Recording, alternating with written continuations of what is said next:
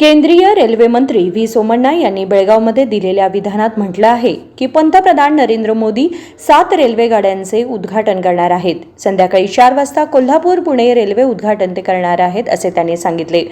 सोमवार रोजी बेळगावमध्ये ते पत्रकारांशी बोलत होते. ते म्हणाले की बेळगावमध्ये वंदे भारत रेल्वे उद्घाटन करणार आहे. काही दिवसात आणखी एक रेल्वे बेळगावला येईल.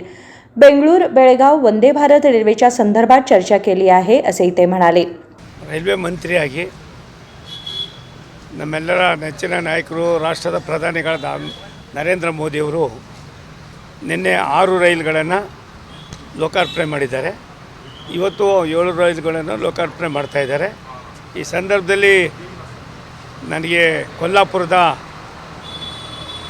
ಒಂದು ರೈಲನ್ನು ವಂದೇ ಭಾರತ್ ರೈಲನ್ನು ಅಲ್ಲಿಂದ ಫ್ಲಾಗ್ ಆಫ್ ಮಾಡೋದಕ್ಕೆ ಬಂದಿದ್ದೇನೆ. ನಿನ್ನೆ ತಾನೇ ಜಾರ್ಖಂಡ್ನ ದೇವಘರ್ನಲ್ಲಿ ಮತ್ತೊಂದು ಇದು ವಂದೇ ಭಾರತನ್ನು ನಾವು ದೇವಘರಿಂದ ವಾರಣಾಸಿಗೆ ಇದು ಮಾಡಿದ್ವಿ.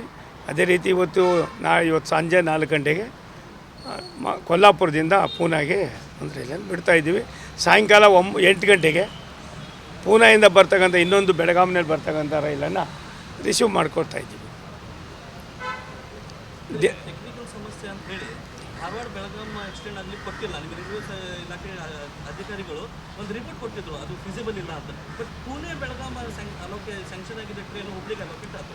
ಸೊ ಆ ರಿಪೋರ್ಟ್ ಕೊಟ್ಟಿದ್ದವ್ರ ಮೇಲೆ ಏನು ಆ್ಯಕ್ಷನ್ ಆಗುತ್ತೆ? ಇದು ಹೆಂಗೆ ಫಿಸಿಬಲ್ ಆಯ್ತು ಸಡನ್? ತಂದೆ ನಾನು ಬಂದು 3 ತಿಂಗಳಾಗಿದೆ. ಹಳೆದನ್ನೆಲ್ಲ ನಾನು ಕೆತ್ಕೊಂಡು ಕೆಲಸ ಮಾಡೋಕ್ಕಾಗೋದಿಲ್ಲ. ನಿಮ್ಮ ಬೆಳಗಾಂಗೆ ಇವತ್ತು ಒಂದು ಟ್ರೈನ್ ಬರ್ತಾಯಿದೆ. ಕೆಲವೇ ದಿನಗಳಲ್ಲಿ ಇನ್ನೂ ಒಂದು ಟ್ರೈನ್ ಬರ್ತದೆ. ಅದೆಲ್ಲ ಆಗ್ತದೆ. ಸ್ವಲ್ಪ ದಿನ ಚರ್ಚೆ ಮಾಡಿದ್ದೀವಿ. ನಾನು ಸನ್ಮಾನ್ಯ ಜಗದೀಶ್ ಶೆಟ್ಟರು, ಬಕ್ಕೌರಿ ಸಾಹೇಬರು, ಮಹಂತೇಶ್ ಅವರು, ನಮ್ಮ ಪಕ್ಷದ ಎಲ್ಲ ಅವ್ರ ಜೊತೇಲಿ ಇವರು ಪ್ರಹ್ಲಾದ್ ಜೋಶಿ ಅವರು ನಾವೆಲ್ಲ ಕೂತು ಚರ್ಚೆ ಮಾಡಿದ್ದೀವಿ. ಎಲ್ಲ ಆಗಿದೆ. ಅದು ಕೂಡ ಆಗ್ತದೆ. ಇವತ್ತು ಬರ್ತಾಯಿದೆ. ಇವತ್ತೊಂದು ಬಂದಿದ್ದು ಇದು ಕೂಡ ಹುಬ್ಳಿಗೆ ಹೋಗ್ತದೆ. ಯಾವ್ಯಾವ ಸಂದರ್ಭದಲ್ಲಿ ಏನೇನಾಯಿತು, ಹಳೇದೇನಾಯಿತು ಅಂತ ಕೇಳೋದಕ್ಕೆ ನಮ್ಗೆ ಅವಶ್ಯಕತೆ ಇಲ್ಲ ಅನ್ನೋದನ್ನು ಮೋದಿಯವರು ನಮಗೆ ಮನವರಿಕೆ ಮಾಡಿದ್ದಾರೆ. ಬೆಳಗಾವಿಗೆ ವಂದೇ ಭಾರತ್ ಟ್ರೈನ್ ಬರಬೇಕು.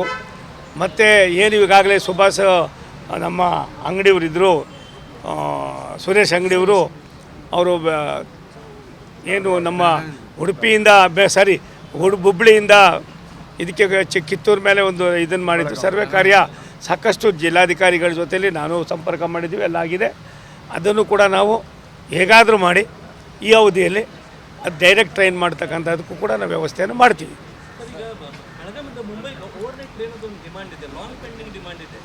ಕುಂತ್ಕೊಂಡು ಮಾತಾಡೋಣ ಹುಡುಗರು. ಇವಾಗ ತಾನೇ ಬಂದಿದ್ದೀನಿ, ಒಂಚೂರು ಕಾಫಿ ಕುಡಿಯುವ. ಅದಕ್ಕೆ ಒಂದು ಸತ್ಯ, ರೈಲ್ವೆ ಇಲಾಖೆ ವಿಶ್ವದ ಭೂಪಟದಲ್ಲಿ ಭಾರತದಲ್ಲಿ ಎಲ್ಲ ಮೋದಿಯವರ ದೂರದೃಷ್ಟಿಯ ಚಿಂತನೆ ಎಷ್ಟು ಮಟ್ಟಿಗೆ ಪ್ರಭಾವ ಬೀರಿದೆ ಅನ್ನೋದು ತಮಗೂ ಗೊತ್ತಿದೆ.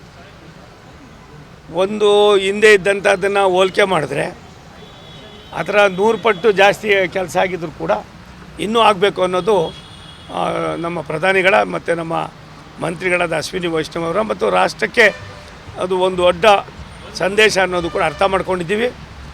ಯಾವುದು ತಾವು ಹೇಳಿದ್ದೀರ ಟ್ರೈನು, ಅದನ್ನು ನಾನು ಕೇಳ್ತೀನಿ.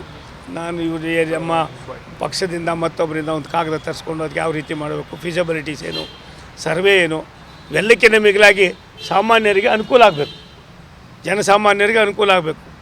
ಅನುಕೂಲಕ್ಕೆ ಏನೇನು ಬೇಕೋ ಎಲ್ಲ ಮಾಡ್ತೀವಿ. ಮೊನ್ನೆ ತಾನೇ ಸರ್ವೆಗೆ ನಾವು ಆದೇಶ ಮಾಡಿದ್ದೀವಿ. ಸನ್ಮಾನ್ಯ ಜಗದೀಶ್ ಶೆಟ್ಟರ್ ಸಾಹೇಬರು ನನ್ನನ್ನು ಮತ್ತು ನಮ್ಮ ಮಂತ್ರಿಗಳನ್ನು ಭೇಟಿ ಮಾಡಿ ಹೇಳಿದ್ದಾರೆ. ಅದು ಸರ್ವೆಗೆ ಈಗಾಗಲೇ ನಾವು ಇದು ಮಾಡಿದ್ದೀವಿ. ಸರ್ವೆ ಆದಮೇಲೆ ಪರಿಸ್ಥಿತಿಯನ್ನು ನೋಡ್ಕೊಂಡು ಇದು ಮಾಡ್ತೀವಿ. ಆಯ್ತೇನಪ್ಪ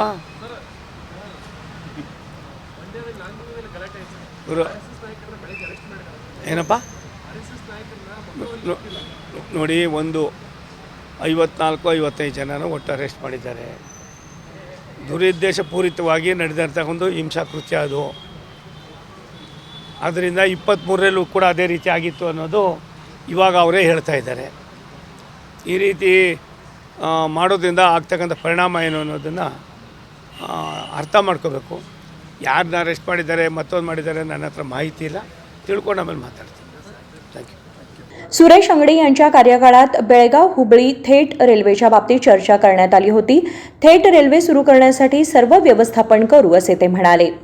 विनोद कोलकार, KMM मराठी, बेळगाव.